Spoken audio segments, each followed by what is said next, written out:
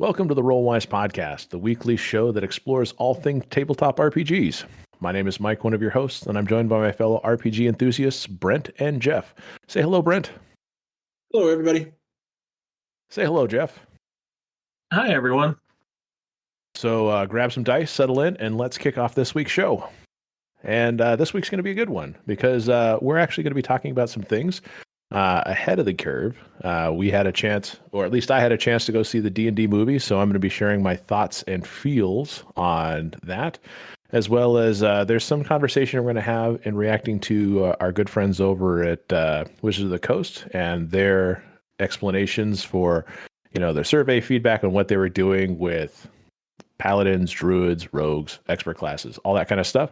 And then the people at KoboldPress were nice enough to go ahead and put out the second playtest packet, and they put out two classes that were not already covered in the OneD&D playtest, so we can already start to see how they're going to be tooling 5e to make it more interesting and more dynamic, and kind of taking it in its own direction, so that as OneD&D and 5e start to diverge, we're going to start to see some of those differences. I think we got a lot of good stuff to talk about. So, are you guys ready to jump off and talk about a D&D movie? I am looking forward to hearing what you have to say. Oh, okay. Well, perfect. So this is a kind of a rare thing. I don't tend to go to movies anymore. First of all, with the virus that shall not be named, I stopped going to movies entirely, and I think the movie theaters are mostly closed. I don't know if it was easy to go to the theater during that time. But after everything kind of settled down and the movie theaters opened back up, I had a kid. And so really, I just don't have a lot of time to go to the movies. And I hate to say this, but I mean, back in the day, I used to go to the movies at least once a month. I used to give them a lot of my money. And I know, Jeff, you're a movie going kind of guy. Have you resumed your frequency of movie going, or did you kind of slow down yourself? No, I have not. I went to a couple in small theaters, during the pandemic, slightly after the height of it. But I have not really gone back to the theater. Yeah. So, I mean, I hate to say this, but this was actually like one of my first movies in over a year and a half. So, I guess it'll be fun to talk about going to the theater, sitting down, watching a movie. By myself. I left the wife and the kid at home, so I was just there with a bunch of other nerds that found a way to watch the D&D movie early, thanks to Amazon Prime. Weird advertising for Amazon, I guess, in that particular way. So let's talk about the D&D movie. First and foremost, I mean, in terms of what the D&D movie is and all that kind of stuff, we'll talk about that a little bit more. But I think the really important thing is to say, like, would I recommend other people that play D&D and all that kind of stuff to watch this movie? And I would say yes.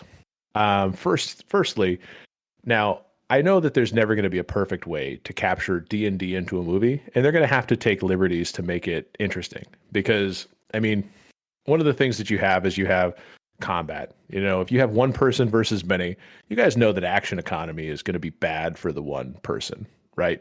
One player versus 10 NPCs is usually not a good stack up for that one player because they just don't get enough attacks. However, Michelle Rodriguez, I think that's who it is, right? Michelle Rodriguez. Yes. She was playing a barbarian, and she had some amazingly good choreographed fight scenes, which were awesome to watch, and they were not too long. You guys know that some of those fight scenes, they get so long they kind of get boring. Like, it was never that kind of situation or anything like that.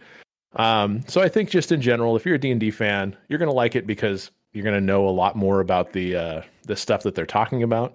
As a non-D&D fan, I still think you'll like it. It was a fun movie. The dialogue was quippy or snappy or whatever you wanted to say. It was fun to watch. And I laughed. Some of their jokes were funny.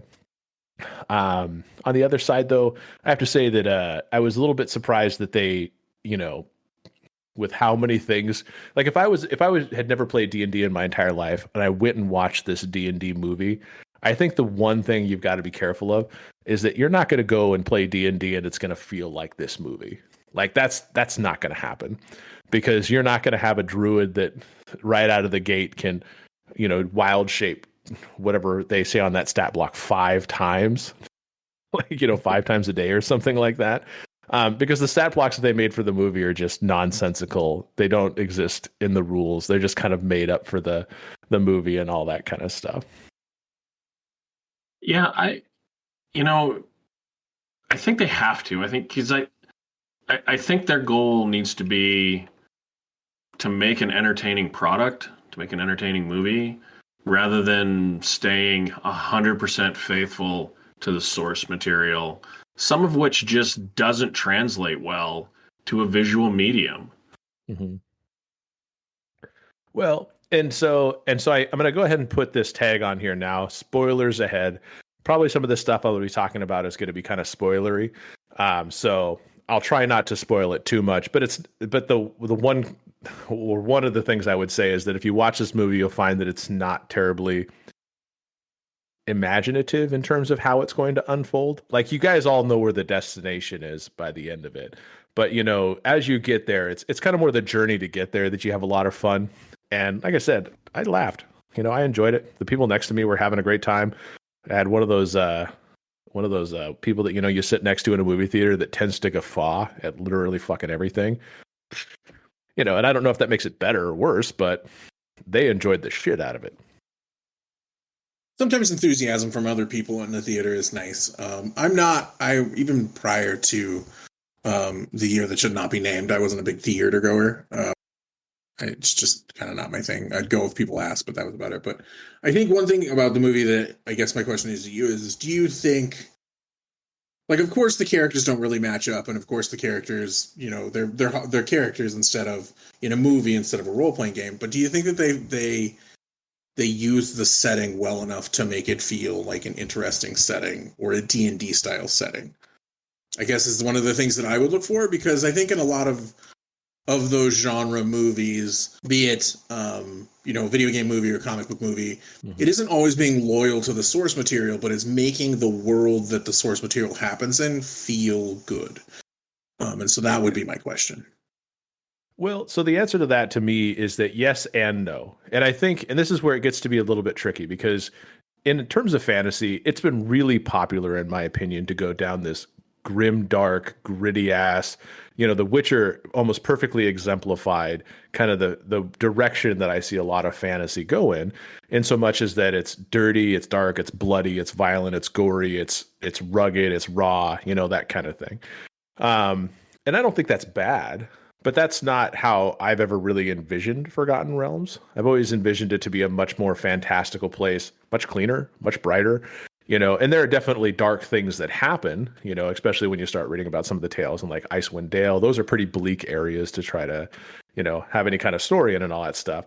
But like when they were showing a lot of the fantasy stuff here, they did a pretty good job. Now, the reason I say that, it does a bad job. So the setting, I think they did a pretty good job just kind of visualizing how it all went. And you got a really good picture of Neverwinter.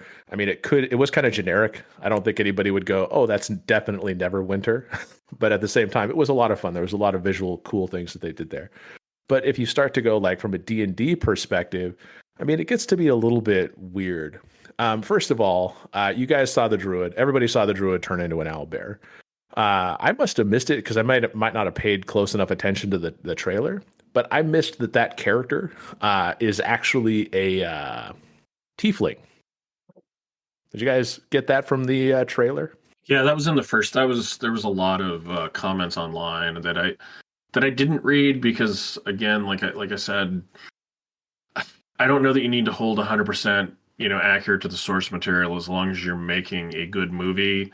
And so when fanboys and girls get their knickers in a twist and get caught up on minutia that literally nobody else cares about, I tend not to. You guys know me. Every once in a while, I'll get caught up in the minutia on certain things.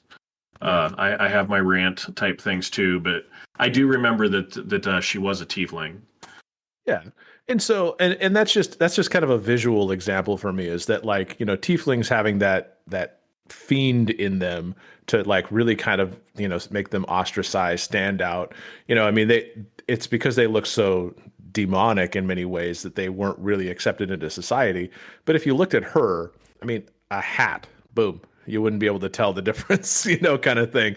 And I feel like that's a wasted opportunity. And I don't know if that was just the decision that they didn't want her to look like a devil, and then people be like, oh, Dungeons and Dragons actually has people play devils, ... I don't know if like from a visual component they wanted to necessarily explore that, or if it would just have been too cumbersome on the actress to go into that many prosthetics or whatever. But I feel like this story would be a lot more interesting, because she was like, my parents abandoned me, and my first thought was, why again? And I was like, oh shit, she must be a tiefling. Like I just had not like even put that together, and all of because it's not like I researched this movie to go see it. I just wanted to go see it in the theater and all that kind of stuff. But I didn't put two and two together there until that moment. I was like, oh yeah, I didn't get that at all until this very second. Yeah, no, movie and TV rejects or unattractive characters.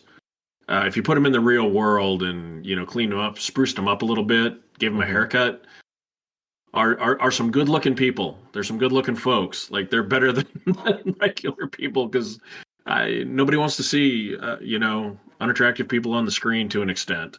You know what I mean? They don't reach out and they don't grab you. There's no charisma there, and so even the unwanteds have to be something that grabs people. Well, but to me, it was kind of like if somebody were to look at Nightcrawler and he was just some German dude, like a punk, like it'd be like, well, why are you ostracized, Nightcrawler? Oh, it's because I can teleport. What? I mean, like that was half of that's half of the character is that his mutation is so visible that you can't hide it, and I think that tieflings, even in their lightest touches, have usually a little bit something more that makes them have the non-human element to it. And I just totally missed that. And I think that was just more me going, either just not paying enough attention. Like, I didn't see a tail whipping about because I think the tail was like really like fine. It was just in the background. I don't know, but well, I think that's like you're making a point. A lot of times these characters that appear more inhuman and stuff like that in movies are, especially if they're antagonists or protagonists. If they're protagonists, they are more humanized because they want the audience to relate to them. Whereas the truth is most D&D parties are, a goblin, a gnome, a halfling, an orc, a tiefling. Like there are no humans in the party that anybody would ever pay attention to. So it is a weird thing that would be very hard to translate over, but that's probably why they changed the tiefling up for it. It's just because one, makeup is expensive, and two, they want it to be a relatable character, and they didn't feel like devil horns and a tail did that. Well, or at least alienated so many people. Whereas like the full bodysuit, definite, like much more apparent horns, red skin, caramel colored eyes. That could have been a little bit more. And then there were some other things, and I wonder if this gripe, and I haven't really looked at see what other people say about it, but like first of all, from like a bard perspective, Chris Pine, he does a fantastic job, in this movie, but he's not playing a D&D bard, if that makes sense.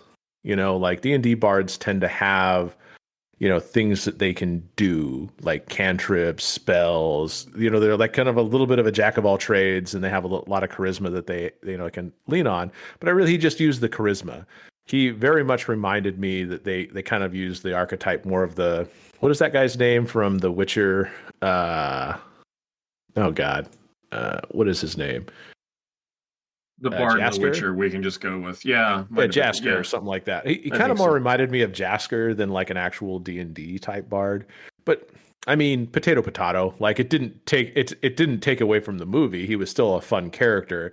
It just, if you saw that character on screen and said, "I'm going to play a bard in D&D," you'd be like, "Oh, I can do all this extra shit. This is kind of cool, actually." Those kind of things. The real thing is you're disappointed he wasn't playing the D&D horny bard trope, aren't you? That's what you're saying. Is you're disappointed that wasn't the trope he was fulfilling. I don't actually think he didn't. He didn't really play the horny bard or anything like that. So Yeah, I mean, I guess you're right. Like the fact that he didn't try to seduce the dragon that shows up later in the movie, was a terrible miss. But that was also kind of some of the things that was interesting is that like the actual characters, the monsters that they did include in the movie were pretty fucking awesome. Like they went into the Underdark at one scene, and they had the intellect of ours. Now this was more like I think they had more of just punchlines for these because like the intellect of ours, like the way that they behave, they look like little angry pugs that were just brains with pug legs, right, and kind of wandering around. Well, that's And kind of how they're supposed to act. yeah, and so like the funny thing about it is that like I think they nailed like the look and the behavior of the intellect of ours. However, intellect of ours can sense all intelligence, not just like high intelligence, right?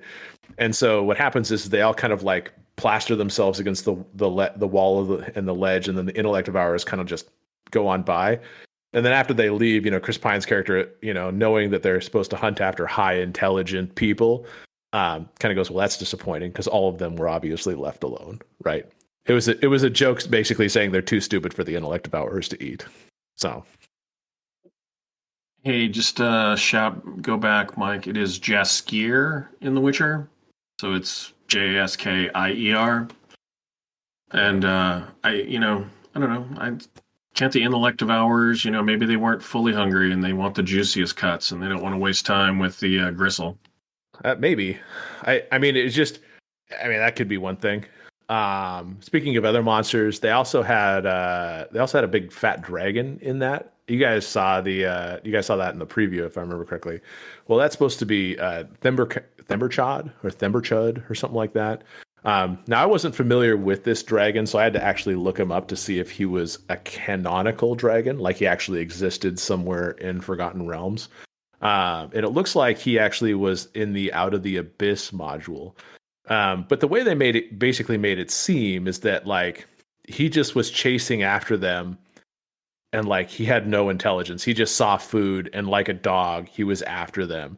And I do feel like that's kind of sad because dragons are a highly intelligent race with plans among plans and the strength and prowess to be able to execute anything. They compete with lower level deities in some cases. You know what I'm saying? Like they're just such an epic creature that for them to just be fat dragon, like, sitting on the end of a hanging bridge, like tipping the bridge over so that the morsels fall into its mouth was a little, I mean, it made for a fun scene to have this sausage chasing after them. But it wasn't a D&D dragon scene, if that makes sense. Yeah, I think that's one thing that's, I don't know, that's interesting because it sounds like they did a little bit of what I always worry about, which is like throw in like stuff for like too much stuff to like try and appease fans, like intellect of ours and dragons and stuff, and turn them sort of into punchlines instead of that stuff. But it sounds like maybe it was done well enough for comedic relief. So, I mean, I'll see it, but probably not in the theater. Well, what's interesting to me is that they could have had the dragon still behave like a dragon and done all of those, because it did everything else that Themberchud did, but it didn't do it. You know what I'm saying? It just didn't seem very intelligent. It just, mindlessly chased after them or whatever. But I mean, it would have been like, they could have easily had something where it's like, oh, you've come to my lair, my tiny morsels. They could have done any number of those things to kind of like show cleverness or intelligence, but it just snap, snap, snap. Okay, Jaws chasing you and all that kind of stuff to breathe fire, which, I mean, it was kind of, like I said, it was visually done very cool. And I think that's one comment that I can make about the entire movie is that they did, like, the special effects, they weren't cheesy at all. They were definitely top tier special effects for this kind of movie. I didn't see anything that made me go, oh, it's kind of a low budget cheese type thing. So, and I know that that's always kind of a worry that you get with these kind of more epic fantasy type things where it kind of seems like the costume design or something is just doesn't fit and it feels like it's kind of cheesy. But I never really got that the entire way through the movie, which helped kind of immerse you into the story of this being a Dungeons and Dragons movie and a fantasy film and all that kind of stuff. So, now one question is, do I think that this is going to like launch the D&D cinematic universe? But because I think that's what they're hoping. I don't know. I mean, like if you looked at Iron Man and you said, is Iron Man going to be the start to a big billion-dollar Marvel Cinematic Universe? I would say, yeah, you had a lot of promise there, right? There was a lot of promise, and they got a lot of hits in the MCU right out of the gate, because it was like Iron Man, and then there was Captain America early on too, right? Like there was a lot of good movies right out of the gate there. But then you got to the Avengers, and you go, oh my gosh, this is like the super ensemble cast to see here. Now, kind of flip that in reverse. Now you have the entire ensemble cast for this D&D movie, but I mean, I don't really see myself going to a Chris Pine's solo movie as Edgin the Bard or whatever. Like I don't see like going to the Druid movie and being like, oh my gosh, I got to go see what's her name, Sophia Lillis in the new Druid movie that she's doing. Like, I don't think that's going to be the case. So I think, kind of like how Batman Begins, had a certain formula to it. It lasted a couple movies and made kind of a good series there, but it never really got the big MCU DCU thing going. I feel like it's going to be more in that category than the other. I mean, I wouldn't mind seeing more D&D movies of this caliber. I just don't know how that's going to look. Yeah, I mean, it's like all movies at this time. It all comes down to box office. It all comes down to how much money it makes. And, given the ratings for this thing, I know it hasn't been in mass release yet. But, given that it's, I just checked Metacritic, it's still a 75. I think Rotten Tomatoes, and yes, aggregation review sites are problematic, but they're better than no information at this point. Given that, I mean, it is suggestive of a movie that, could find an audience, not, obviously Marvel or Disney level stuff, but I don't know what it would take to get a sequel, but, my guess is 300 or 400 million, 200 million. The box offices are sort of pressed still. I don't know if that means a second movie with this cast. I haven't heard anything about their contracts, like if they made them sign. Like a lot of times now when you're making a movie like this where you hope something triggers, you sign them for a 2 or 3 episode, deal so that the prices don't skyrocket if it becomes too big a success. And they're like, well, I want to quadruple my money, Yeah. Like Chris Pine, because that's a guy that has to be at least somewhat in demand relative to the rest of the cast. Yeah. Well, and I mean, and don't get me wrong. I mean, I could see them making 3 movies with this group and then that being it. But I think Hasbro is looking at this like this could be Star Wars level money or something like that. And I just don't see that. And I think if they saturate the market with a bunch of releases, because I didn't know this, but there were actually 2 books and a comic book that came out to like prequel this a little bit. Oh. And so, yeah, so you could actually read about Chris Pine's Ed, the Bard character, and you could read about Doric the Druid. And you had the prequel comic for them. And they kind of talk about it because in the movie, the prologue, there's like this scene where they're in like a prison in Icewind Dale. And they kind of are going how did we get to this prison? And they kind of do a quick recount of, how, Chris Pine's character was a good man. He was a harper. He kind of fell from grace, got in with a crowd, started stealing from the rich to give to himself, and kind of support his child because unfortunately when he fell from grace, he stole from the Wizards of Thay, and they don't actually overtly say he stole until the end of the movie, but they basically found him, killed his wife using a red Thayan blade, and that makes it so she can't be resurrected except for via the one waking tablet that he tries to steal before getting thrown in prison. And when he tried to steal from the Harpers is when he got caught and everything like that.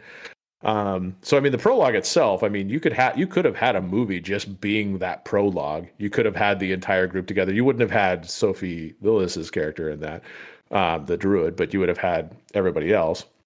And you could have had a movie that talked about them trying to steal the waking tablet from the Harpers. That would have been fine. This movie has to be successful for the prequel to come out. Maybe. Oh God. Maybe.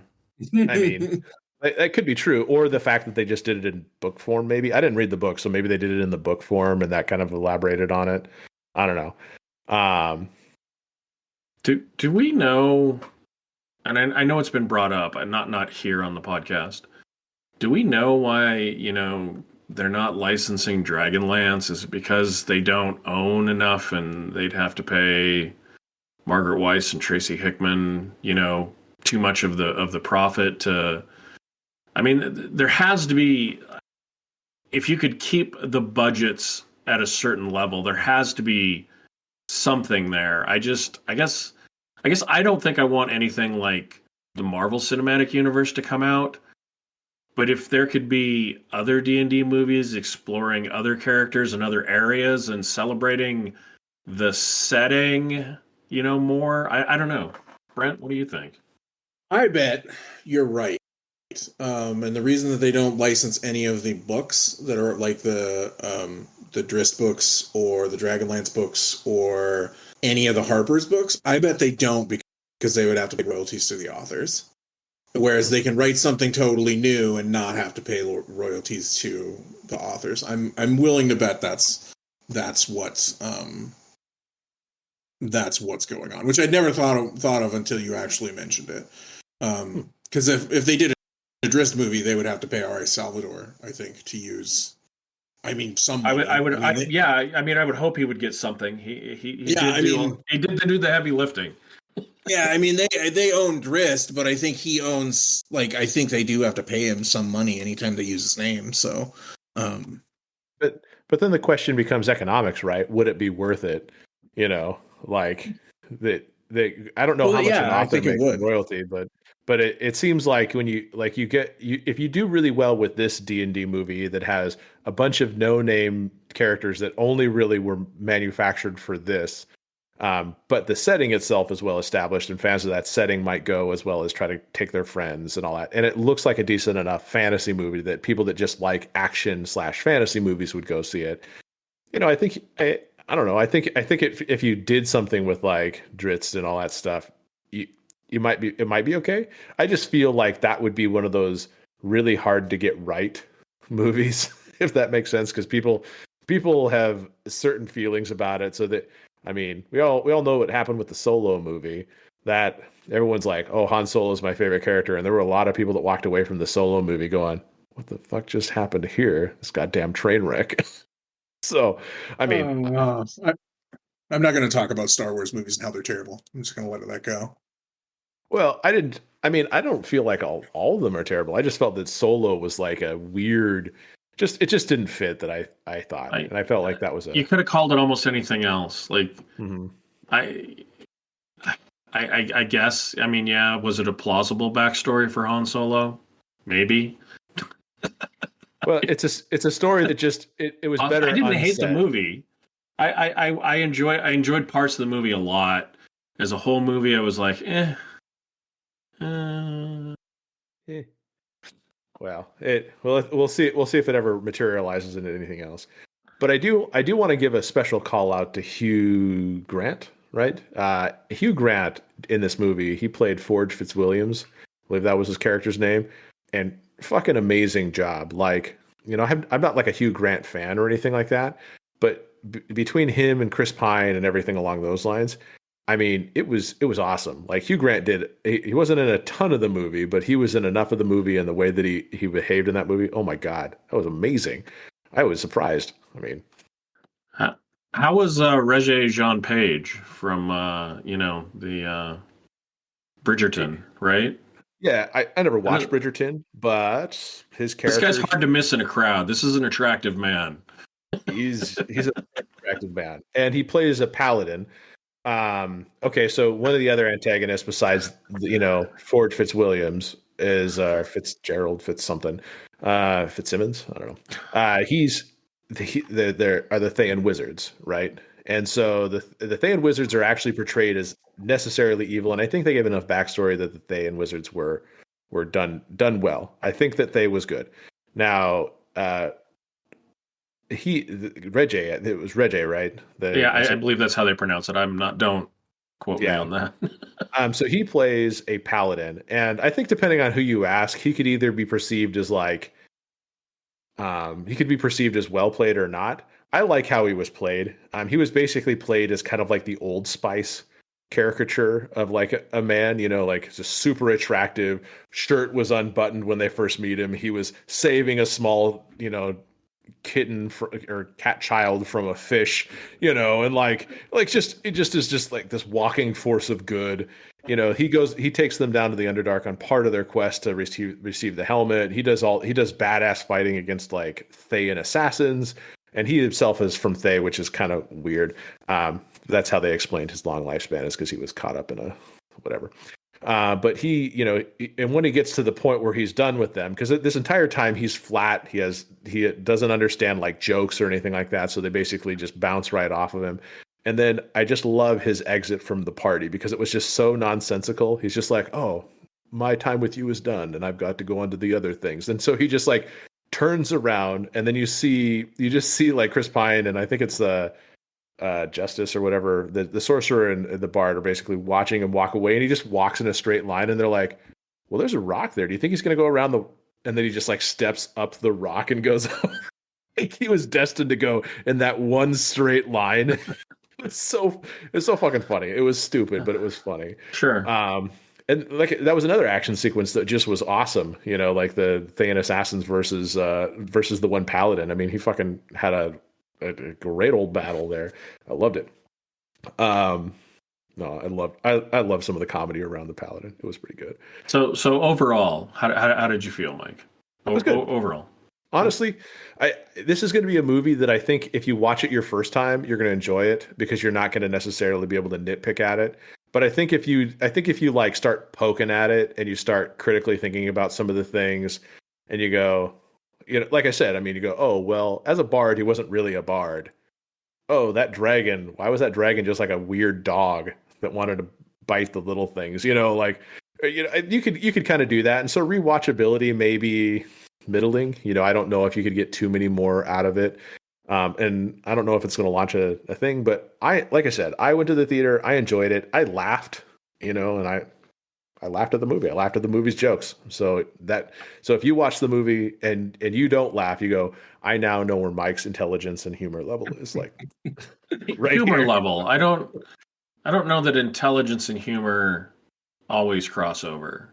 They do in some areas, but in others, Yeah. So it gets a watch. And do you need to see it in the theaters? I thought it was fun in the theater, seeing it on the big screen, but I like seeing stuff on the big screen, and I kind of miss going there. So if you have a big enough TV at home and you can make your own cozy little viewing setup, then you're probably fine. So before we move on to the next thing, any other questions about the D&D movie? Anything that I can handle if it's a fun movie. That's really all I ask of most movies. So yeah, sounds like definitely one to see at least. If you ask that all important question, are you entertained? Was I entertained? Yep, I was entertained. Okay. That's all I could really ask for. Awesome. Now, when I watch it again and I go, oh shit, this is like the worst movie ever. Like, oops. No, things don't.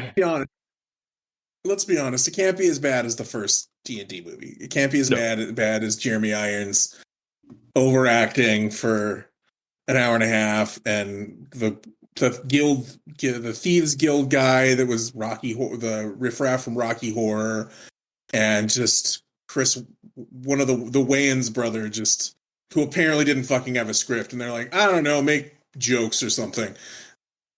Yeah. Well, and some actors can get away with that. I don't think he's one, but whatever. No, but compared to the first D&D movie, and I think I watched the first and second one, but I remember walking away from the first D&D movie. No, there's three. There's more D&D movies. I've only seen the first two. Three of them. There's three of the old ones, and now there's the new one. Among Thieves. So yeah, this is at least watchable by people that are fans and non-fans alike. So if anybody listens to this, goes on a cool movie watching thing and watches all four of the movies in a weekend, you'll have to tell us how that goes. Yeah, if you still have anything left up there. Yeah, I don't think they'll be able to leave a comment after their brain leaks out of their ears. just remember something about a dragon scepter and going, what the fuck is happening here? So, okay, so let's switch gears, kind of get away from the D&D movie and everything that happened there. Let's talk about the Unearthed Arcana, the response from Jeremy Crawford, kind of him explaining, some of the feedback that they received on druids, paladins, and the expert classes. And I think, in terms of just the video itself, they spent about almost a 3/4 of an hour talking about these different components. And I think there's still a lot to be said about, what the end design of druids will be. The way he was speaking is he seems like he's it seems like he's trying to design by making everybody happy, which I don't know if there's a way to make everybody happy, especially in the druid class, because people have been rather polarized on what they expect for it. And he even said it himself that he's like, well, we tried the templates for the D&D Next playtest and people kind of, waved it away. But this time people, seem like their tastes have changed. I think that's the way to put it. I wouldn't say evolved, because that implies that their tastes have gotten maybe better, but their tastes have changed and maybe they'd be more receptive to the templates. And I reread the UA test packet for the druids and stuff like that. I don't feel like the templates are bad. I just think in their current form they suck. What do you guys think? We talked about it. It's scaling. Sorry if I stepped on top of you, Brent, but it's scaling. Like when you first get the ability to wild shape, yeah, it's competitive with your regular combat choices. But as you level up, it doesn't scale. You don't have more options.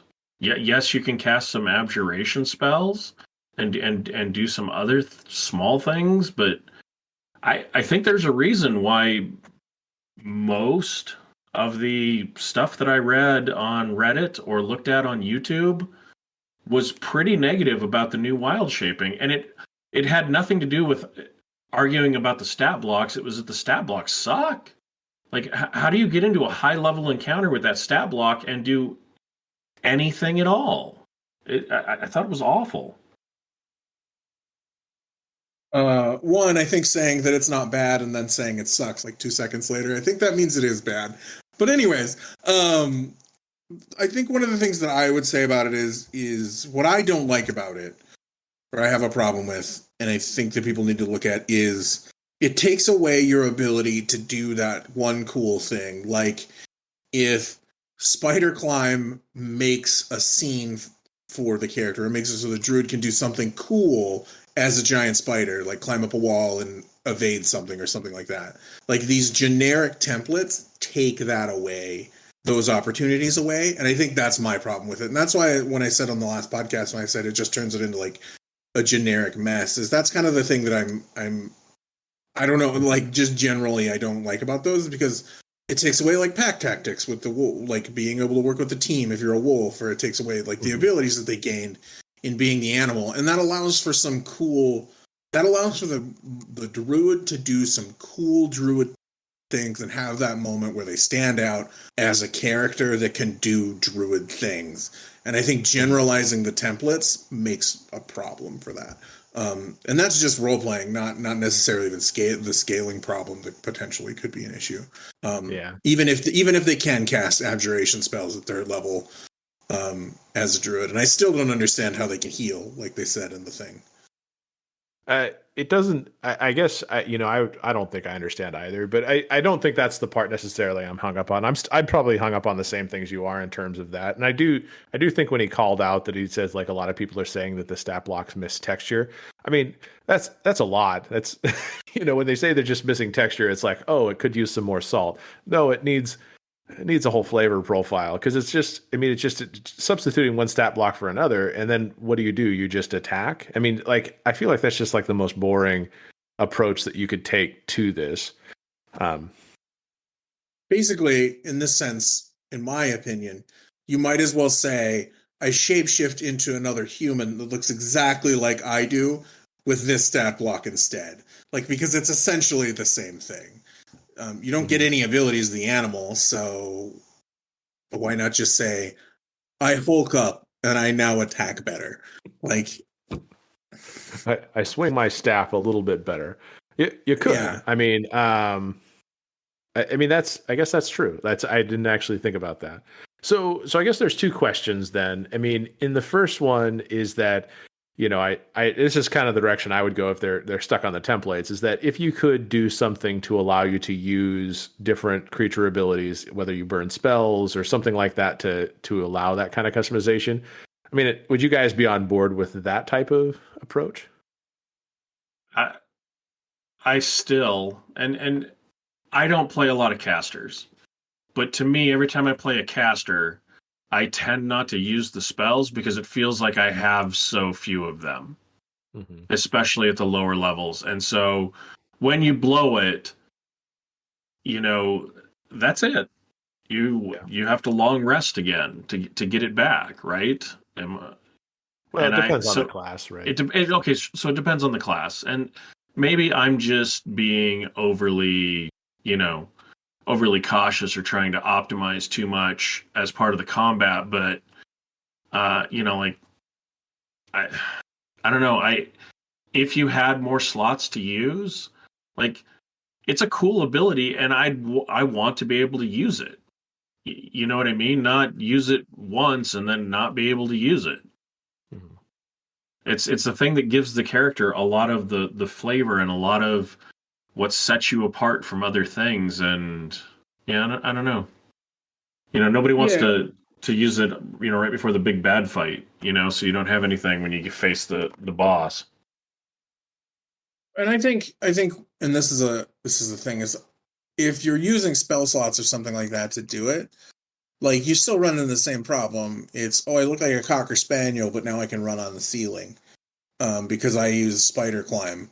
And, like, mind you, I sort of love that visual. But it's still one of those things where it's like, I just don't, like, just let them change into the animal they need for the situation. Like, I don't, and I mean, because they're saying, well, we don't want people to have like a mass of stat blocks. Like, that was one of the things that he said people complained about, is like, you need to have multiple stat blocks so there's all the things you can change it to. Well, what are you going to do? Have a list of abilities that people need?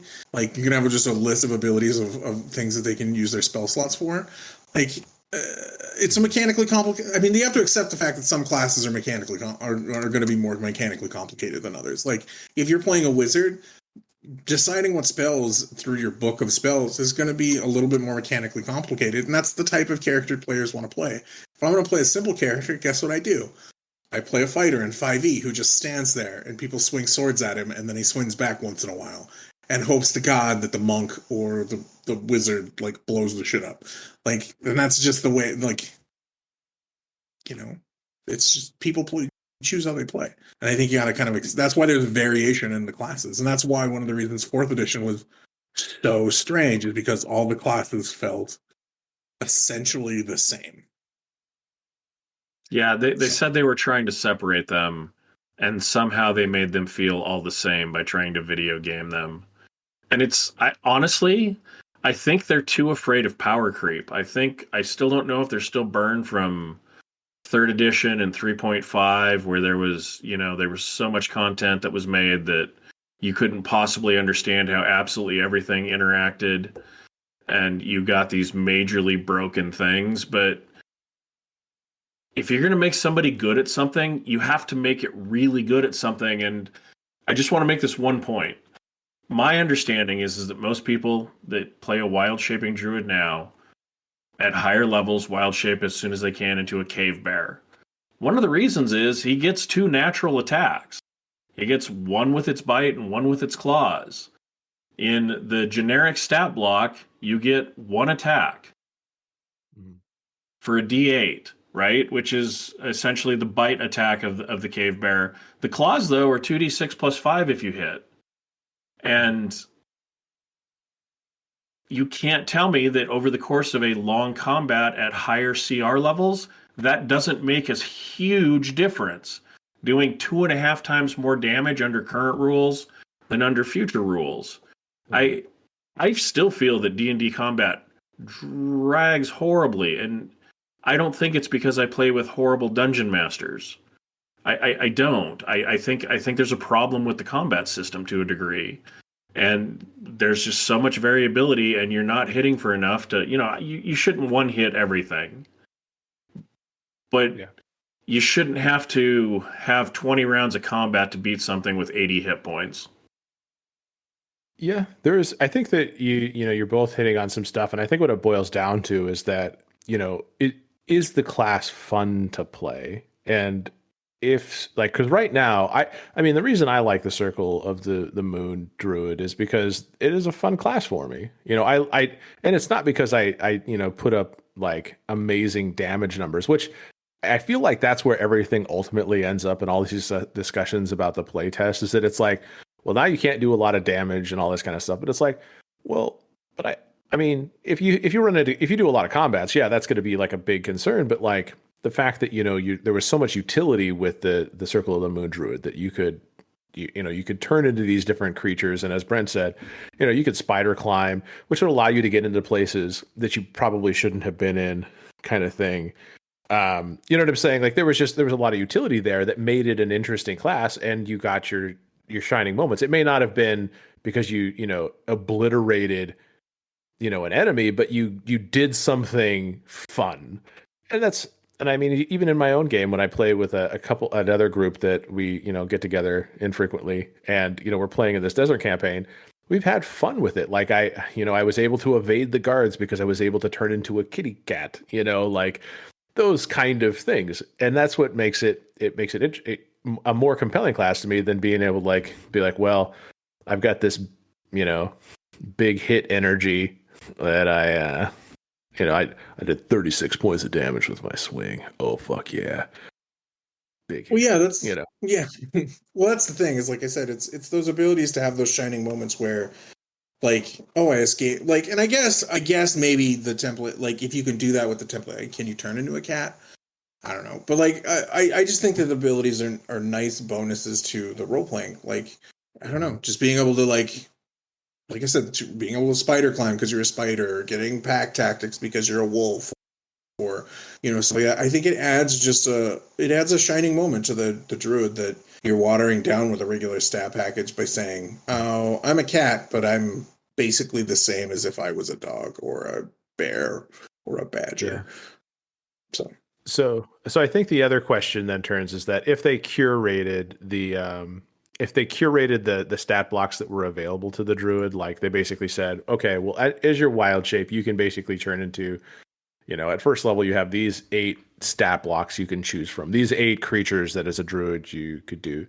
Do you feel like that is that like a middle ground where you still have less, you don't have as many creatures, obviously, to go through to find the creature you need, but at the same time, so you're not burdened by that, but then also at the same time, you still keep some of the flavor of those creatures and stuff. So, my point about the limited stat block is kind of who's complaining about, like, who's making this complaint? Is it actually druid players that are like, oh, I don't want to look through 37.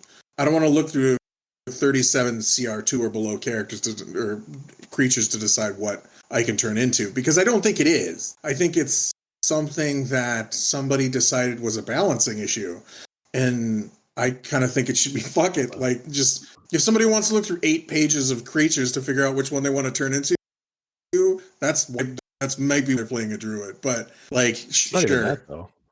They just go to D&D Beyond and they just fucking do the beast, and they do the thing, and then all of a sudden they have all their challenge rating creatures. I mean, it's like, I don't know. I didn't feel like it was that hard to pick and choose. So yeah, so sure, it's a middle ground, but it's just not necessary. I guess that's the thing. Is like it just doesn't feel necessary to me.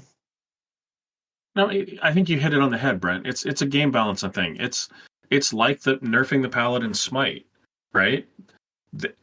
They don't seem to want certain things to occur with certain frequency. They don't want things that potentially break the game. And I can understand that. I appreciate Mike's comment about, well, if you play a combat heavy thing, but like if I don't have somebody as a game master who's writing their own shit and they're buying off the rack modules from wherever, most of those are relatively combat heavy. Most of those are hack and slash, loot, and And so combat becomes an issue. And I don't think we know, like Wizards is doing these videos and they're trying to be transparent, and I appreciate that they're not going to tell us everything because they're designing something. They don't have all the answers. But it feels like what we're hearing is it's put into these narrow channels and spun a little bit, and I think Brent hit it right on the head. It's a game balancing issue of some kind by somebody at Wizards that wants these classes to do something else. And what it's going to be, we won't know until everything's done. But man, I don't know. I just hope the game's fun. And the really weird thing is, like, some of their ideas of game balancing are weird to me. Like, they seem to be stripping stuff out of one class, but then just giving other stuff that, like, okay, we're writing modules, and we put in this trap where if they can spider climb over it, it ruins the game. Don't Dragonborn get... Or, no, it wasn't Dragonborn. It was Ardlings, who I know are dead now. But couldn't they fly at first level? Like, doesn't that... Like abilities like that just are the same problem. And, like, so... They are weird about balancing stuff like that. They make weird decisions, and you either have to, like, care a bunch about it or not. And they don't seem to want to make a decision. Well, now, don't you just have your paladin summon its steed and just send it down every corridor first? Because you just resummon it. Well, so I think what you guys are probably hitting on is the fact that at the end of the day, all of this stuff has to be programmed into the virtual tabletop rule set. And that's really what it boils down to, is that they were like, oh, Jesus, this is going to be programmer hell if we have to be able to program wild shape into our virtual tabletop and all that kind of stuff. So let's choose templates because we're listening to the community, and these templates will be so much easier to program into the virtual tabletop, and et cetera, et cetera. I mean, I feel like that could be an answer somewhere in here as to why the game designers are like, we can't possibly go with wild shape in its current form because it would just be so hard to implement. I mean, it could be done. I mean, obviously it could be done, but it's funny to me. What's really funny is I think that's essentially why 4E was written the way that it was. Like, everything was the samey, is because they wanted it to be something easily translatable into an MMO or something like that. Like, that's how the game really strongly felt. Like, one of the things that I remember from 4E is they even had rules for, like, disenchanting magic objects to get, like, components, like, in an MMO. And I was like, well, that's weird to put in a role-playing book, in my opinion. And I think it's the same, and I think they're trying to do it again. And I think because they're desperate for that video game money, I think it's going to shoot them in the foot again if they're not careful. And I do think that's why these playtests are temperature tests for that. Like, how bad is the community going to react if we change the game to what we did similar to 4th edition? Almost everything we talked about was relatively negative about this. And then you watch the video and they're like, yeah, a lot of it was around 65, which, may not be what we're hoping for because we want those 80s. Everything comes back to NPS, it feels like, right? Everybody. I don't know what their score is. It's just like, trash it if it's under 65, examine it if it's 66, and keep it if it's 67. Right, but is it aggregate? Like, when he says 65, is it wild shape was a 2 and everything else was a 70, and when they averaged it, it was a 61, and so they can say that? I don't. I think that how the survey was set up, and this is why the survey just basically turned my brain to jello, is that the survey said, okay, here's the bard here, and then they basically made you, give a satisfaction level on that. And then they went literally line by line on the features, and every one of those had a thing. So, like, when you did the survey for the expert classes, I think you had literally like 150 selections to make, which, I mean, deserves a D&D Beyond set of dice or some swag to basically say, thank you for spending 20 to 30 minutes of your life filling out this fucking incredibly insane survey that's going to apparently yield results that are in a narrow band of numbers that aren't going to tell anybody anything. that we really want to read the comments on. So more than that 20 or 30 minutes, it probably took you an hour if you're writing little feedback in all of our little boxes. I bet some people took a couple of hours. I mean, you could leave it was up to 500 characters, right? Like if you really had a lot to say and were having to go back in and edit what you were doing to put more in. Yeah. I mean, like I feel like that was a missed opportunity for them, because I know that if you give, like, if they would have just given them a key code for like a set of dice or something on D&D Beyond, just something to like, you know, like make it more enticing to spend that time, because that's like a lot of time, like that people are just doing out of a labor of love. So I guess what we can do is we can move on to the Paladin a little bit. I don't really think we need to talk about the Paladin. The only thing that they mentioned is that people were not sure about whether the Divine Smite should go into the ranged and or with the punching with unarmed strike. And I mean, personally, I don't care. I think that flavor wise, I mean, the way that they could do this is that, you know, if you wanted to, you could literally decide how your paladin is built. You could say, okay, well, I'm taking the typical paladin, but I want him to be like, you know, a divine striker, you know, where he's an archer type. And then you just have it like an archetype or a build, you know, like with fighters, you know, you choose a like fighting style or whatever it is. And so they got specialized in a certain style, and then you just move on. I don't think having the ability to smite from a ranged attack is going to make too much of a difference to anybody's life, or the unarmed strike. I mean, you only can use it so many times in a round, and you can't combine it with spells. So whatever.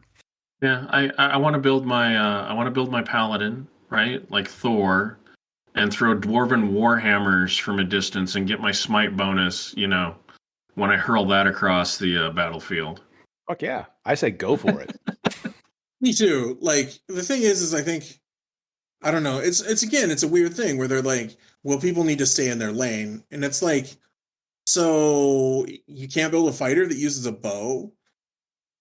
Yeah. Like, this whole stay in its lane thing is a little weird to me. Rangers are the only one who get ranged physical combat.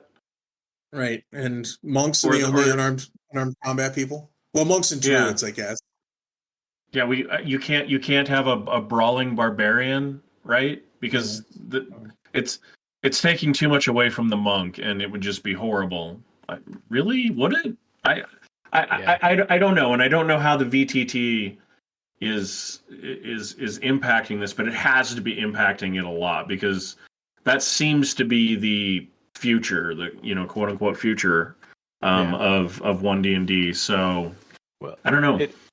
I think it's the worst time to get cheap, honestly. I think they should just really spend the money and do it, make it as complicated as it needs to be. Like, that's really my thought process here. I think this is the one time where they don't want to go, okay, well, we had 2 bids when we were procuring the services for this VTT build, and this guy, they promised a third of the things for a quarter of the price, and we went with those guys. Like, it almost feels like they're taking the video game model too far, where they're like, we're going to give you 40% of the content, and then in the season 1 update, you're going to get another 10%.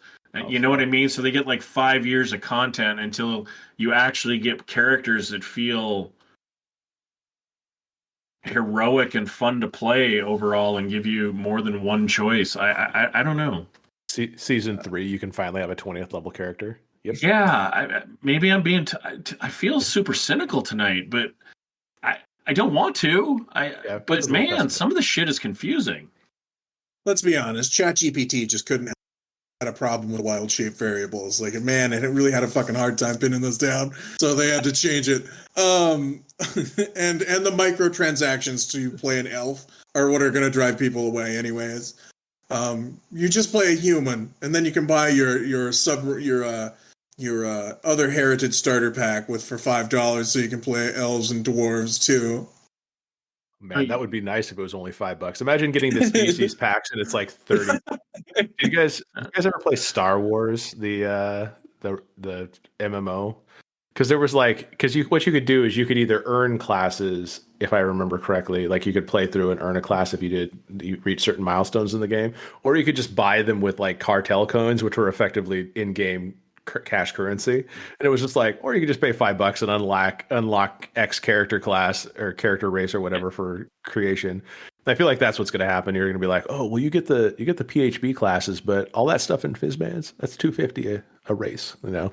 Yeah, no, but I mean, if you look at what people do in stuff like Fortnite, right? Like I was going to make a joke about, the elven players, and they're having to have porters to carry their 4 wardrobes full of, their custom bought armor and clothing so they can look different in each scene. But the things people do with skins in Fortnite, and yeah, they get a few free, but a lot of those are paid for one way or another. Mm-hmm. And it's insane how many people have, because it's, people want to have those. And I think that they will make a lot of money off of visuals like that, stuff that they can do because you're in a virtual tabletop setting. And if it's a high enough resolution, some characters are going to look great. And, Brent and I are going to be in the back with our, hide armor looking like we found it in the garbage dump. Because we won't pay for the shiny bits. No, I will pay for cool shit in video games. I have in the past, but I just don't know if I'm going to do it in a role playing game. Like I just don't. It just hits a wall for me. Well, where it's like this isn't why I play this game. You're in the VTT. You got to look good for your shared storytelling experience. It's dumb. And I think it's going to be, I don't know, it's going to be a nightmarish problem. But that ruined the joke that I was going to, that made me forget the joke that I was going to say. So, no, you're fine. No, it was probably a dumb joke anyways. But, so yeah, Paladins, it was weird. Their talk about Paladins was weird because they don't really matter. And then they talked about Rangers being popular now when they weren't popular before because they sucked. They weren't popular because they weren't as good as fighters. They weren't all the things they did, somebody else did better. Mm-hmm. Right? That's why nobody played them, because they did nothing well. And so you had to want to. They suffered from the hybrid character problem of, instead of being good at two things, they just were bad at both. Everything. Well, what I think what happened with Rangers is that they were bad at combat in favor for some exploration strength, and then in most adventures, the exploration strength that they brought to the table just was underutilized. Because it's just like, you enter into a dungeon. Oh, great, my Ranger is in a dungeon, and now you just have a series of combats until you meet the big bad. Okay, well, my ability to track things is useless. My favorite enemy didn't appear in the dungeon. Like all these other things were just not helpful. And the Ranger's just like, fuck, I wish I could summon a horse. But they can't. So. No, they can't. So sorry, that's Paladin only. Trademark. Well, so I think the only things about the expert class survey feedback is that, personally, I feel like the fact that they read the feedback was a big step in the right direction. And if that was the community basically poking at them and needling them with all these different allegations that they weren't doing that, and it made them do it, I think that's fine. It just sucks that that's how that had to come about. But at the same time, it sounds like they're listening to they're looking at the comments and everything along those lines and saying, okay, well, what can we do to make it better? And I feel like if Rangers ended up the way they did in the OneD&D playtest, I'd be fine with that. I thought they made changes in a way that still kept the Ranger class fantasy, but also made it mechanically more interesting. Bards, don't really care. I like bards, but it's like I didn't feel one way or the other about them. If that's how bards ended up in OneD&D, I'd be okay. And then with rogues, sure. Like the fact that they lost the extra sneak attack on the, with the no off turn use, their evasion and all that kind of stuff. I think there were some misses there, but. I can't say again, I just think that we run into that cool problem again. I could be wrong, but I just didn't think rogues did a lot of cool things. And especially if they couldn't sneak attack very often, or they had a lot of limitations with sneak attacks. Really they became the person who just opened doors, and that's fine. I think that has its place, but I don't think they were better at it than Rangers or bards were at that point. And that kind of, I think that's where the problem therein lied, is that they didn't have their traditional role of being the cat burglar, the pickpocket, and all those things, and they weren't better than these other two classes because they could similarly, they had a similar enough approach that there wasn't too much missing. But any thoughts from you guys before we move on to the Black Flag playtest? Yeah, I think that's it for me. Okay. So, needless to say, OneD&D continues to chug on. We'll continue to probably look at it and be apparently really pessimistic bastards. I mean, I hate to say this, but we're really positive people, but we've had not very positive things to say about OneD&D. I don't know why. There's just something got somewhere. Okay. It just feels that there's a disconnect between my expectations and what they're trying to do. And it's not my project, so my opinions probably ultimately don't matter, but I still don't fully understand how they're trying to do this and what they're trying to accomplish. And it feels like they're not fully telling us. And it's probably true. So we will try to be more positive next time. I make no such promises. I mean, the fact is it's not our fault. It's Wizards of the Coast's fault. That's what I'm going to say. Yep, that's the truth. Okay, so let's talk about Kobold Press, the core fantasy role-playing under Project Black Flag. The playtest packet 2 came out, and so if you are interested in doing the 5e kind of continuation, so as this road forks, and you decide either you want to stick with 5e and kind of go with the kind of what KoboldPress is doing, or if you want to actually commit to OneD&D and kind of be with the current most D&D out there, I think you got your options. And based on this playtest packet, I mean, my opening thought on it is that I like what they're doing in terms of some of the changes that they're making. So I feel like I can speak rather positively about a lot of the stuff in here. Some of the stuff I feel like it didn't really make me feel strongly one way or the other. But what about you guys? Where did you guys fall on this this playtest packet, just on initial read? I was happy to see that it felt like it was meatier, like it had a little more information for us. And in general, I kind of see where they're going. I kind of guardedly optimistic after reading it. I think it was neat that I think one of the things that's good about this document is it was more robust. They kind of set in stone kind of they want to do, and I think it's pretty interesting some of the choices that they've made to make marshals more interesting over casters, because that's always going to be a thing. And I think, again, one of the things that I said last week again about Pathfinder is one of the things that I think is neat is that ability to feel like you're doing things during a combat.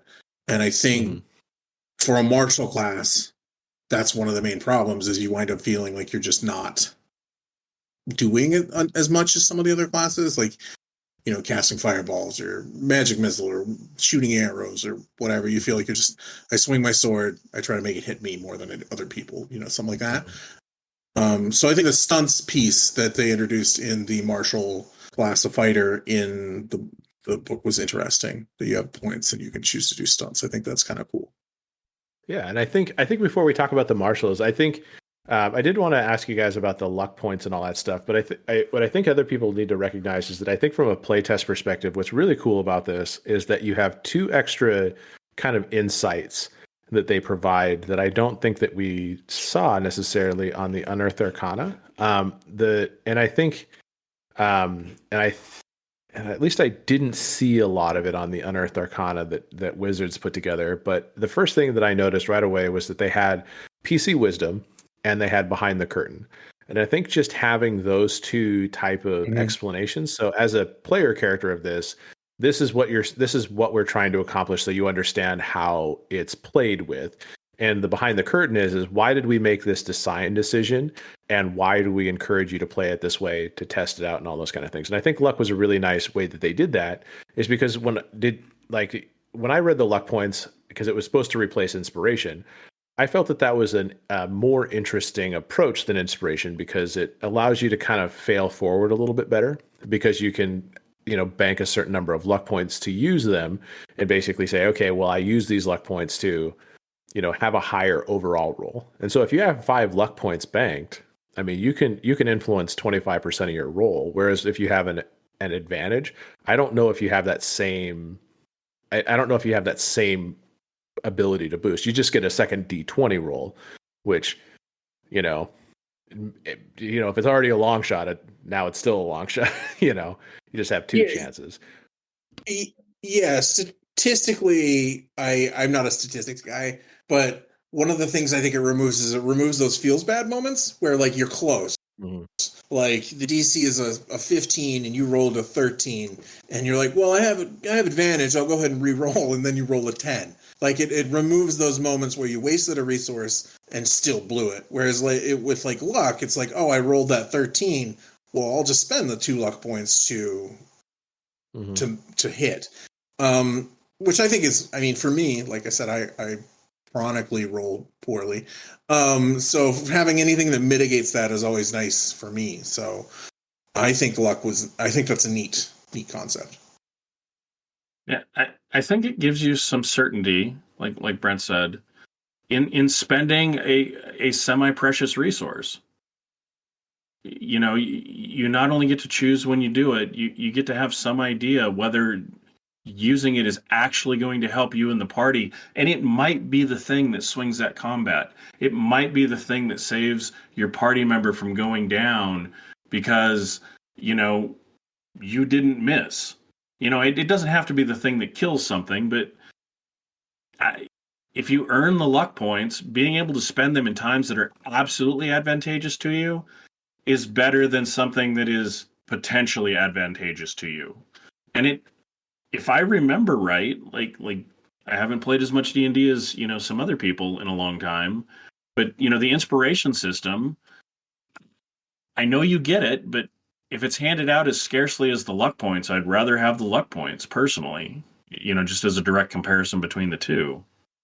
Well, I think and just the luck points, the other thing about the luck points that I think is cool is it also gives you that moment where your character could do something cool. Like if you're a couple points away from like a crit, like you could spend the luck points and then make it, unless it's just a natural. I don't know how that is, but I hope it works that way, because you can't use it to boost the 20. You can only boost to success. You can't boost to crit. Oh, okay. Yeah. Well, that's unfortunate. Well, I mean, but still, I mean, even the fact that you can kind of take failure to success and you have kind of a more measured way to do it, because it's like what I like about it is that it doesn't seem like it's too cumbersome. You do have a few ways that you can get luck points. If you fail an attack roll or in a save, you gain 1 luck point. So to your point, Brent, if you have a bunch of a series of bad rolls, you can start having some good rolls in there as they come up. So if you have 1 attack that you miss per turn, if you'd only go 5 turns before you maxed out on luck points, and all of a sudden now you have, it would be hard to miss, with a +5 to hit on top of your other advantages and stuff like that. Exactly. Yeah, which is good. So, I agree. So I think that the only thing that I was a little bit confused by is that when they say the losing luck points is if you have a maximum of 5, if you get your 6th one, then you may roll a D4 and then you lose that number of luck. I was like, oh, okay, that sucks. They want you to use them, not hoard them. Correct. And it's a little harsh. Losing 4 would suck. Losing 4 to get 1 seems awful, potentially. But if it gets people to use them, because how many games have we played where we've forgotten that we had advantage, or other games that have similar systems, regardless of what they call it. Anything that encourages you to use them, I'm kind of a proponent of, and so maybe we have to try it. Maybe I think I would have to see it in action before I really gave it the blessing or not, because I think with inspiration, its flaw is that everybody hoards inspiration until they desperately think that they'll need it. And then, of course, that never comes. And so I think they even addressed it in the OneD&D playtest. They're like, well, we want to give out inspiration more frequently. So these are some times that you would get inspiration to be able to use it, because, people just are like, it's like how I play video games, like role playing video games, is that I have an inventory with 4,000 different potions and items and Phoenix Downs or whatever game I'm playing, and I'm like, I'll save it for when I really need it, and then I'm done with the game, and I'm like, well, I guess I never really needed it. Yeah, and the other thing about inspiration, I think that's hard, is you hoard it because it's not reliable. Like again, a reroll is not a guaranteed success. So if you're in that shitty situation where it's like, oh, I need this to be successful, like the hope is like, oh, I'll reroll it with advantage, and then you reroll it, but then you still fail, and it's like, oh, cool, I wasted my advantage and I didn't do what I needed to do. So the only times that you really use it are when you totally gaff and like you should have been successful, but you gaffed anyways. And so you use it on a roll that essentially like you shouldn't have had to, is usually if you do use it. And so its importance and value become, instead of being an intrinsic mechanic, it becomes questionable value, in my opinion. Mm-hmm. Yeah, I don't think our group ever really used inspiration, probably to the effect that it could have been used. So that's all I can really say about it. So luck, I think it's a nice thing that they've added. We'll see how it goes. Yeah. So moving on to the actual martial class fighters and everything like that. Now, Brent, you'd mentioned stunts, and I think that's a good place to start. I did want to get your guys' opinion, though, on the martial actions first. Did you feel like those were, did you have any strong opinions, first of all, on the martial actions, like the tactical expertise that they provide them at first level, just to give them like the aim for the ranged weapons or guard for shield? It kind of replaces the, what are those things called? The kind of like the fighting styles. They use the martial actions instead, I think. Yeah, no, I think that's cool. Yeah, it provides flavor. Yeah. I think they needed something like that, regardless of what you call it. It feels like they decided to call it something they could, keep as part of their system, which is fine. Yeah. Okay. So then I guess stunts, because stunts is actually an interesting conversation to me as well, because that's the Weapon Master 3rd level features.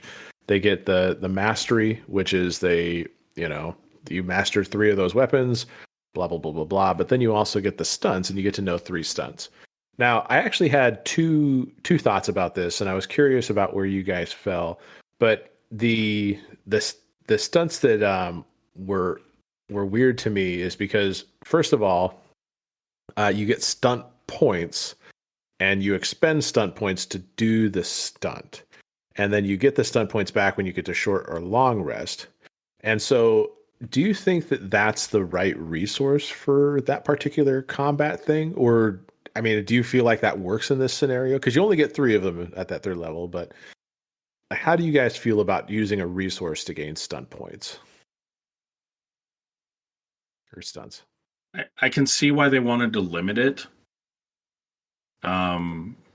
Because some of them are kind of cool. I didn't think any of them were broken, but some of them are neat. But I think it has to come from some sort of a limited resource, so you're just not using it all the time. So I think I'm okay with it. I think there's a discussion about whether or not that's the right pool of stuff to use, but I don't know. Brent, what did you think? I think it's interesting, and I think it's fine. It's a kind of a new mechanic for this type of game. So, Pathfinder has swashbucklers, which have flourishes, which is kind of like this. So I think it's probably fine and it'll work fine. It's just kind of an interesting take on it. And I didn't realize that that's a separate subclass from the Spellblade, or disciplines, correct, I guess they're called. Yeah. So that would be your Weapon Master specific fighter, and that's interesting as well. Mm-hmm. Yeah, because personally, I like fighters being able to do stuff. Because there's always like the action surge that they have, and they have a few other things that they do to kind of like give them a little bit of panache in certain things. But I kind of look at this from like how dynamic is the class. And I think what it boils down to is that fighters end up whacking a lot of things and rolling d20, saying, "Oh, I attack the goblin. I attack the goblin. I attack the goblin." And or if you have more than one attack, I attack 2 goblins. I mean, it really doesn't feel like a very exciting class in some ways like that, other than maybe you put up big damage numbers. You come through in that mechanical kind of way. But I like the idea of stunts because they allow you to make it more interesting and more tactical from like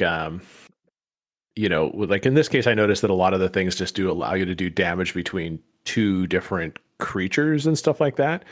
But I like the idea that, you can do something more than just, I strike at this one creature. That's my turn. I just roll a d20, move on with life. And I get to describe it however I want to. Well, yeah, that's the thing that I was talking about being an active participant when you play like any sort of like martial class, is this gives them something to do. The Spellblade, he has spells he can cast, and that cool stuff. The Weapon Master will have the ability to do these stunts, which I think that's necessary, especially in a game that's not. It's not hyper narrative, right? Like it's not a narrative game where it's like what you're doing and describing is the point of the game. There's a mechanical outcome to all of this, which is removing hit points. And I don't think, and to what you said, I don't think fighters in 5e are gonna do big damage numbers in comparison to other stuff. Like that's why you have your paladin and his smite bomb is because the fighter's not gonna do. The fighter's job is to have high constitution, wear heavy armor, and try and make things pay attention to it. That's really the fighter's purpose. So if he swings a weapon and occasionally gets extra damage, like good for him. But it's not. I don't really feel like it's his purpose. And as a guy that likes to play fighters and warriors, like that can be kind of boring. Like it just gets a little repetitive. Okay, I'm gonna roll my d20. Doesn't matter if I hit. Not really, because I'm really not gonna do very much damage anyways. So oh, I rolled, I hit it. Oh good. I do 8 points damage. Okay, cool. Yeah. And if you're lucky, you use 2 dice because you're using a weapon that does 2d6 or right, something, right? 2d4. 2d4. So I guess, and the reason I'm maybe not in love with the flourishes being a resource pool, and I think I'd have to see how it plays out because it depends on if your group is using short or long rest, but I just feel like it's a short resource pool. And because it only goes up to 4 flourishes at 7th level, it never really expands, right? And so I think it's as a resource pool, I'm not as big of a fan of it. And I think that the thing that immediately was drawn to when I was doing this is that it reminded me a lot of the stunts that you could do in Dragon Age. And when I say that Dragon Age has stunts is that you basically gain stunt points that, if I think you roll 3d6, and this is, I don't remember the Dragon Age system, but I think you roll 3d6. One of them is your dragon dice. And then if you have 2 doubles, you get stunt points equal to what's on your dragon dice. And then however many stunt points you have, you can do that many different crazy things. Now, I think that's maybe a little bit more action-y than this is in terms of just what you're doing. But I like the idea that there's conditions that have to be met for you to be able to do your stunts and you're not limited by like, oh, I can only parry once because as a fighter that's 5th level, I got 1 stunt point today, so I can only parry this one time. That may be the parry that saves your life, obviously, but it just feels like that. Maybe in my brain, I'm just having a hard time wrapping around like why would you only be able to parry once if you had that? Like, why do you have to have that? Yeah, because it's proficiency bonus +1. So at 5th level for the fighter, you get 4, and that's the most you'll ever have. Mm-hmm. Between short rests. Yeah, between short rests, and it's I think you only get your 4th flourish at 7th level. I mean, we don't obviously know how many it gets to at 20th level because they didn't go all the way to 20. Well, yeah. The table goes to 8th. I mean, your proficiency bonus as a fighter at 5th level is +3, and that's what you're adding +1 to. is the PB, which is the proficiency bonus. Yeah. So, um, yeah, I'll have to look at that a little later. But I guess that would be my wonder. At 7th, you get to learn an additional stunt. Oh, that's right. You don't have access to all of these. You have access to 3 or 4.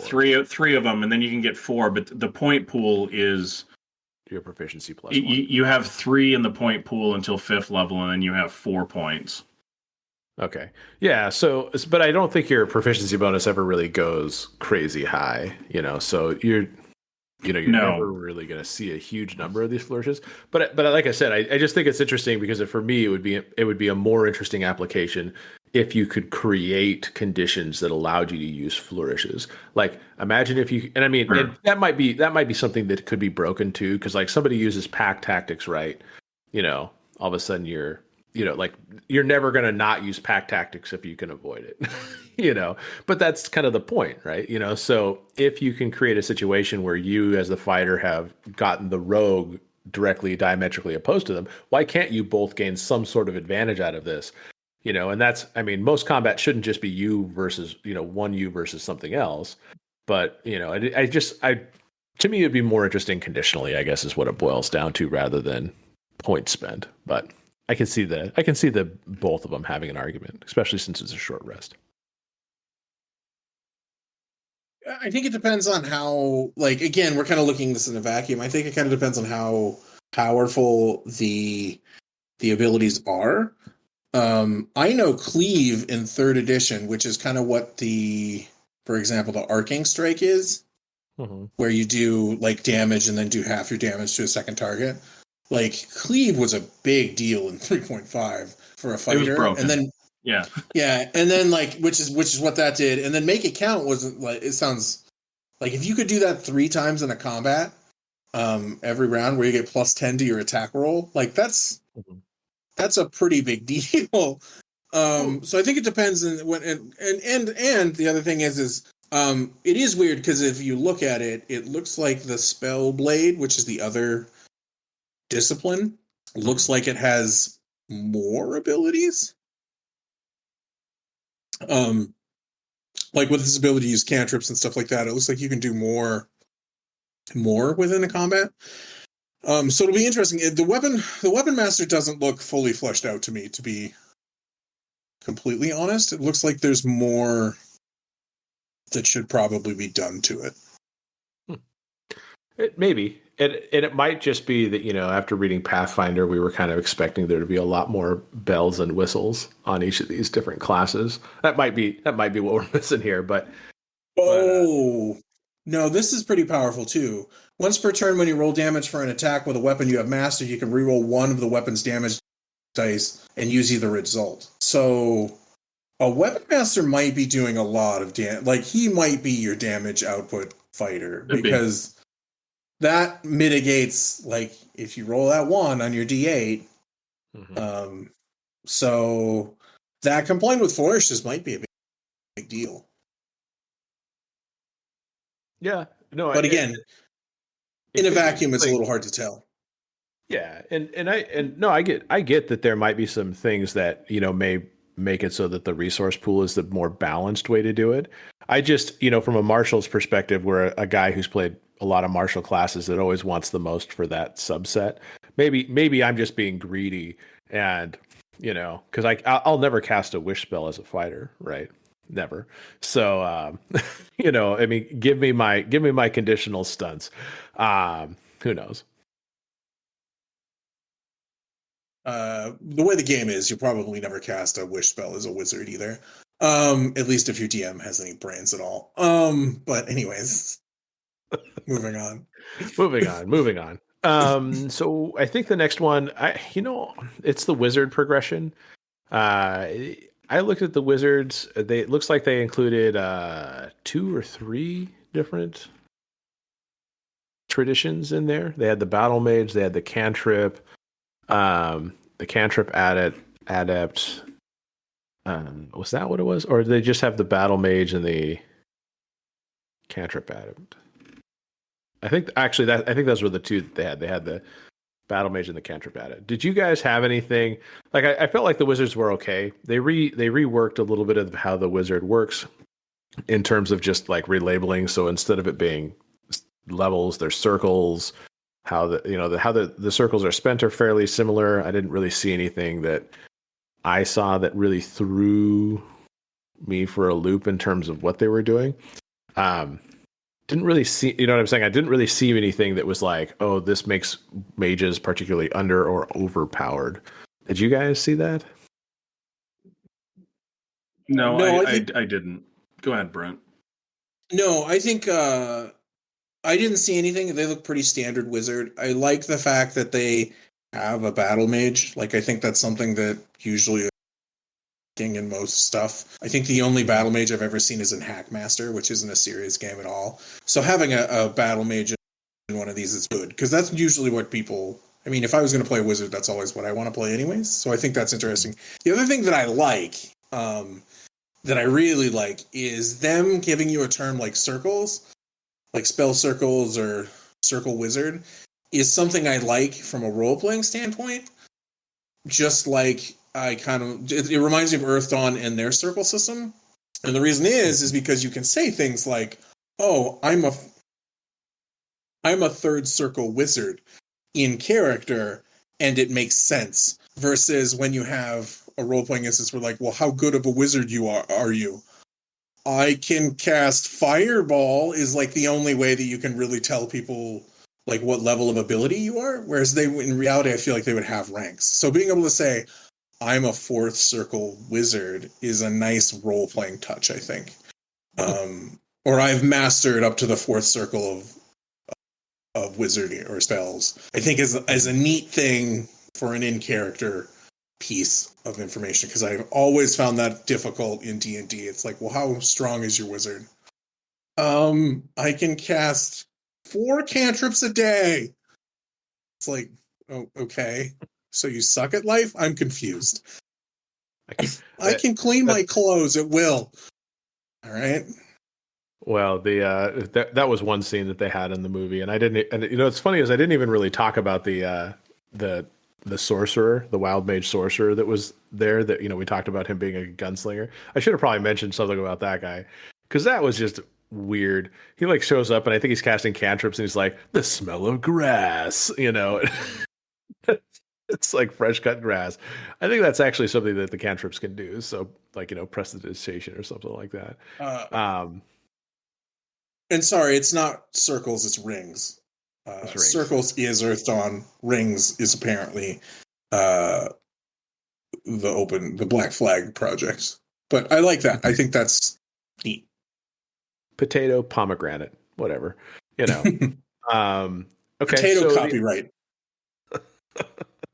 I guess the only other thing that I noticed that they did that was kind of nice is that they help you change, you know, because they do in the circles of magic, they also have arcane, divine, primordial, and weird. That was kind of a nice switch over. I mean, this seems like OneD&D and KoboldPress are both in the idea that having specified lists is the way to go. And so I mean, I never felt that having class specific list was that big of a deal for me. So I don't know if you guys felt the same, but you know, I do like how they have the weird circle, and that's kind of a nice distinction that they have one more in that group. You know, I watched an interesting video on YouTube. I should have shared it with you guys, but I didn't watch it on my phone, and it isn't easy to send it from my TV to anybody. Talking about one of the reasons why wizards, you know, switch the lists, and it's so you don't have to reprint a bunch of shit. If OneD&D lasts for 4 or 5 years and you add new classes that use these spells and stuff, you don't have to go in and asterisk everything. It makes it much cleaner. It's a little messier right now if they never add anything, but it's much, much simpler giving people access to spells when it's done this way. And it's for expansion purposes. Yeah, that makes sense. And I mean, I think that the circles are nice. It's just I personally was a fan of the simplified spell lists, even if they just used primordial, divine, and arcane. Like I said, class specific spell lists. I think that's kind of getting like somewhat weird. I mean, even though a lot of the spells are shared, so make it simpler. That one's I think is a fine one, even if it is for their benefit, if that makes sense. So yeah, I mean in AD&D it was like, I don't know, it was hell going through class specific spell lists because it was like, is this one a paladin spell or is this a cleric spell? Oh no, it's a druid spell. And like, yeah, so I think that's a good idea. I think class specific lists are a good idea in general, all across the board. And I think everybody's adopted that because I think Pathfinder does it too. yeah. So, okay. Well, then, I mean, ultimately, the Black Flag playtest continues. It does give me hope that somebody will be able to carry the torch for maintaining an improved 5th edition. Whether or not that becomes more niche, kind of like the OSR stuff, I think that's to be determined. I just think that there's a lot of allure to kind of continue with Dungeons and Dragons, the most current edition. So we'll continue to watch OneD&D and see how it evolves from fish to mammal or whatever the hell. And yeah, I think that's pretty much all we have for tonight, unless anybody has any other closing comments or thoughts. I've got one closing comment. I know that we've talked about this, and we may talk about it on a future podcast, but there is a Kickstarter for the Shadowdark RPG that's running for 6 more days. We've talked about this might be a game where we might cover it. I have seen it getting, a little more traction in other areas. And if you like old school gaming, this may be one that you want to check out. Good call out. Yeah, that looks like a fun book, and it looks like it could be a good time for everybody involved. So kickstart your favorite games, especially if you want to kickstart that one.